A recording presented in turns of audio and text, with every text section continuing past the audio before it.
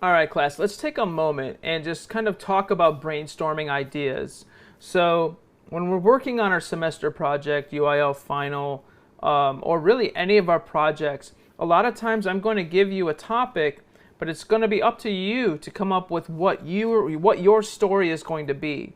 So, whether it's fiction or nonfiction, you need to come up with that story.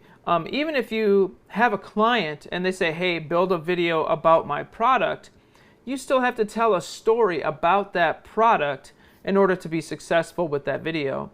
So let's take a look at how, we've looked at how we've seen some examples about how films are built as far around stories. So let's take a look now and kind of pull that apart after we've seen these examples. Hopefully you've watched the two examples on the site. Let's pull those apart and look and see how they're put together with using an example that I've written down here on the computer. So let's go.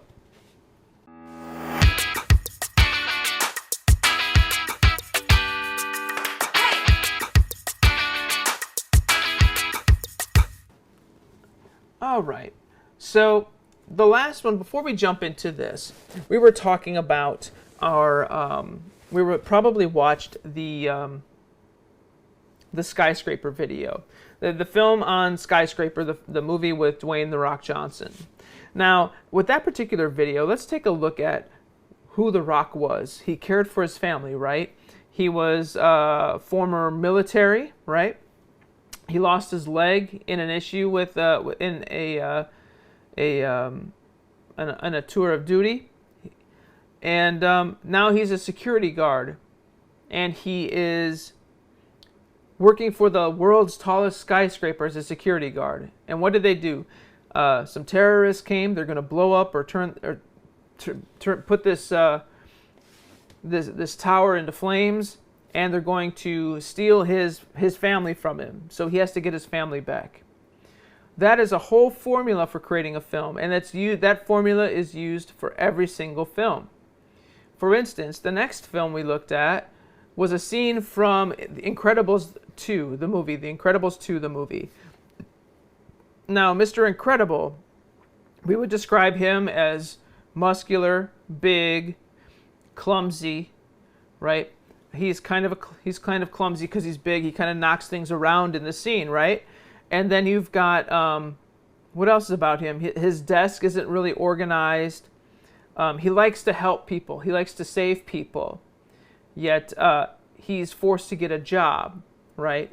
He can't go out and just do what he wants and be his own boss. He's working for somebody who quite honestly has a Napoleon complex, right? He's quite the opposite of him. He's short, scrawny, everything is precise. So you see these dynamics between these two characters in that scene. Well, let's see how that ties in and creates a story, and see how we did that.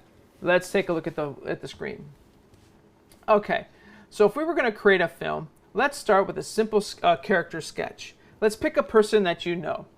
I picked somebody that I know, and then you write down some adjectives or descriptors that describe that person without being gender specific. So you don't want to say handsome, beautiful, because those are kind of gender specific. People fall into certain realms, to certain lists when you do that. So you want to keep that, keep those out of there. You might say attractive, right? You might use words like that. But you also want to include things like, if it's a coach that you're talking about, do they always wear a baseball cap? Do they have a whistle? Are they kind of frumpy? Do they have a gut? Describe some of the physical traits as well as more of the personality traits. So for this example, I've used this person that I've chosen, loves animals, is into fashion, is caring, is allergic to almost everything, did not complete college, they're tall, they're athletic, they're an only child, and they work from home. Okay, those are a lot of things to choose from. So now what we're going to do is just like with Dwayne "The Rock" Johnson with the Skyscraper film, we're going to take something away from them. So in that film, they took his family away. Okay, and then they put him up in a skyscraper. So they took his family away. So let's take something away from this person. How about, let's say, works from home. Okay, so we're going to strike through that. Works from home. And maybe they love animals, that's fine. Let's also focus on did not complete college. Let's bold that. Okay, let's do something with that so we know, okay, so that says, hey, they did not complete college. So that's something we have to look at, and then they work from home. All right, but we do know this person loves animals. So what do we do? Well, what if this person is laid off of work and struggles with finding a job, and then has to go back to college to get work because college is required for whatever reason. They have to have a diploma in order to get a job that they want. Okay? And then they become a vet to save animals because they love animals so much. Okay? This is a simple story. It doesn't sound too exciting right now, but what we could do is add in some other obstacles along the way. Maybe there's some other issues that they run into. Maybe an issue is because they're allergic to almost everything. What if they're deathly allergic to cats or something? I don't know. Okay. Or maybe they find out they're not an only child. That would be an interesting twist in the plot. So they're laid off. They go to college. And they meet up with someone at college that they're working with in class, and lo and behold, this person is their long-lost brother or sister. Okay? And then, of course, they become a vet in the end. They graduate college, and all's well, and the world is right. Okay? This is an example. This is an example of how to create a story, just real quickly and simply from making a list.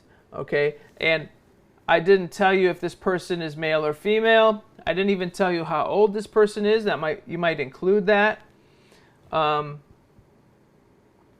that's how you do that. So I hope this helps. If you're stuck in the brainstorming phase, this is an excellent way to come up with a story.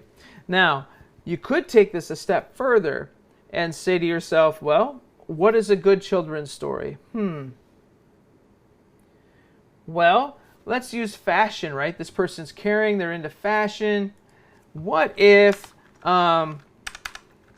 Cinderella, treat others as you'd like to be treated, right? That's a great moral to that story, to Cinderella. Treat others as you'd like to be treated. Well, instead of retelling Cinderella, because that's been done many different times, what if this person was laid off from the job, has to go back to college or go back to school. They're into fashion, but what if they become a fashion designer or clothing designer for somebody that's really high up? Maybe they design clothes, or they become the personal shopper to the First Lady of the United States. Okay, again, just a quick and easy story. Now you can start writing different what ifs down to come up with a story that would fit that, right? So treat others as you'd like to be treated. That sounds a lot like Devil Wears Prada, doesn't it? Yeah. So you can find these in every single film that you watch, or TV show too. I hope this helps, and I'll see you in class.